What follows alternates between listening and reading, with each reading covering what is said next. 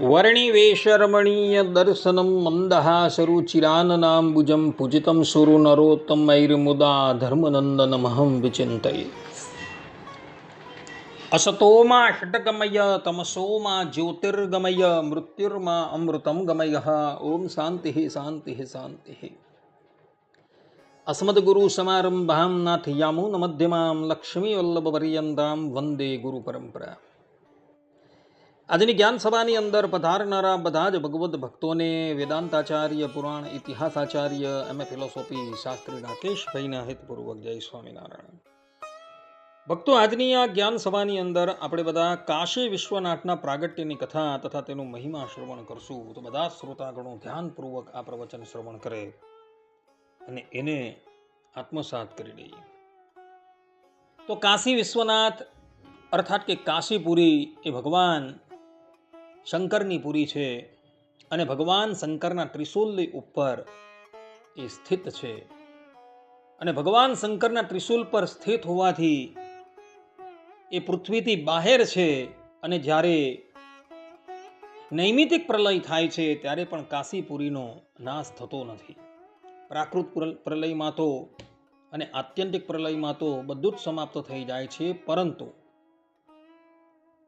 નૈમિતિક પ્રલય થાય છે જ્યારે બ્રહ્માજી સૂવે છે ત્યારે પણ કાશીનો નાશ થતો નથી, એવું શિવ પુરાણની અંદર કહેલું છે. શાસ્ત્રોમાં કાશીનો ઘણો મહિમા બતાવેલો છે. જેમ કે પુરાણોમાં કહ્યું છે કે અવિમુક્તમ પરમ જ્ઞાનમ, અવિમુક્તમ પરમ પદમ, અવિમુક્તમ પરમ તત્વમ, અવિમુક્તમ પરમ શિવમ. અર્થાત કે અવિમુક્ત કાશી એ પરમ જ્ઞાન છે, પરમ પદ છે, પરમ તત્વ છે અને પરમ શિવ સ્વરૂપ છે. એ જ પુરાણોની અંદર અન્ય સ્થાન પર પણ કહેલું છે કે કાશી વિશ્વેશ્વરમ લિંગમ જ્યોતિ રૂપમ સનાતનમ દ્રષ્ટવા વિમુચ્યતે પાપૈ. અર્થાત કે સનાતન જ્યોતિ રૂપ કાશી વિશ્વેશ્વર લિંગના દર્શનથી જ મનુષ્ય પાપોથી મુક્ત થઈ જાય છે. અને આ કાશીપુરીમાં વિશ્વનાથ રૂપે કોઈ અવર નથી રહ્યું, પરંતુ પરમ બ્રહ્મ પરમાત્મા શ્રીમદ નારાયણ ભગવાન રહેલા છે, એવું પુરાણોની અંદર કહેલું છે. એટલે જ્યોતિર્લિંગ રૂપે ભગવાન શંકર તો છે જ, પરંતુ અન્ય સ્થાન પર એવા પર પણ વચનો જોવા મળે છે કે જ્યોતિર્લિંગ રૂપે પરમ બ્રહ્મ પરમાત્મા શ્રીમદ નારાયણ ભગવાન રહેલા છે. આ પ્રમાણે જે પણ કોઈક વ્યક્તિ કાશીમાં જઈ વિશ્વનાથ લિંગના દર્શન કરે છે, બધા જ પાપોથી મુક્ત થઈને દેહાંતે પરમાત્માના ધામમાં પ્રવેશ કરે છે. આ કાશી વિશ્વનાથના જ્યોતિર્લિંગ વિશે પુરાણોની અંદર એક બહુ સુંદર કથા આવે છે. વાત એવી હતી કે સૃષ્ટિની ઉત્પત્તિનો સમય હતો. વિરાટ નારાયણની ભ્રકુટીમાંથી, હૃદયમાંથી અને નાભીમાંથી શિવજી, ભગવાન વિષ્ણુ અને બ્રહ્માજીનું પ્રાગટ્ય થયું છે. બ્રહ્માજી અને ભગવાન વિષ્ણુનું પ્રાગટ્ય થયું ત્યારે બંને જણા એકબીજાને કહેવા લાગ્યા કે હું પ્રથમ પ્રગટ થયો છું, હું પ્રથમ પ્રગટ થયો છું. અને જ્યારે એ લોકોનું વાગ યુદ્ધ અતિશય ઉગ્ર થઈ ગયું ત્યારે એ લોકોની મધ્યમાં એક જ્યોતિર્લિંગ પ્રગટ થયું. અને ત્યાં આકાશવાણી થઈ કે જે પણ કોઈક આ જ્યોતિર્લિંગનો પાર પામી આવે એ જ સર્વશ્રેષ્ઠ છે. ત્રિલોકીના આ બંને પ્રધાન દેવતા એ જ્યોતિર્લિંગનો પાર પામવાને અર્થે ઉપર નીચે ગયા. ભગવાન વિષ્ણુ નીચે તરફ જાય છે અને બ્રહ્માજી ઉપર તરફ જાય છે, પરંતુ એ જ્યોતિર્લિંગનો ક્યાંય પણ પાર પામી શકતા નથી. ભગવાન શ્રીમદ નારાયણ અર્થાત કે વિષ્ણુ અને બ્રહ્માજીની મધ્યમાં જે આ જ્યોતિર્લિંગ પ્રગટ થયું એ જ્યોતિર્લિંગ વિશ્વનાથના નામથી ઓળખાય છે. આ સ્વયંભૂ જ્યોતિર્લિંગ છે, પરંતુ નરાધમ એવા ઔરંગઝેબે આજથી 500 વર્ષ પહેલા કાશી વિશ્વનાથના મંદિરને તોડી નાખી એના પર મસ્જિદ બનાવી લીધી છે. કહેવાય છે કે જ્યોતિર્લિંગને કાંઈ કરી શકેલો ન હતો. જ્યોતિર્લિંગ અધ્યાપી વિશ્વનાથના મંદિરની અંદર વિરાજમાન છે.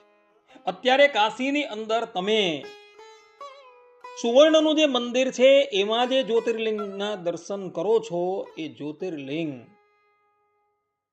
હોલકરના મહાતપસ્વી અને પરમ શિવ ભક્ત અહલ્યાબાઈ હોલકરે પધરાવેલું છે. મૂળ જ્યોતિર્લિંગ છે એ જ્ઞાનવ્યાપી મસ્જિદની અંદર છે. અધ્યાપી ત્યાં એ વિરાજમાન છે. આ પ્રમાણેની કથા ભક્તો પુરાણોની અંદર જોવા મળે છે. શિવ પુરાણના કાશીખંડની અંદર બીજી પણ એક કથા આવે છે.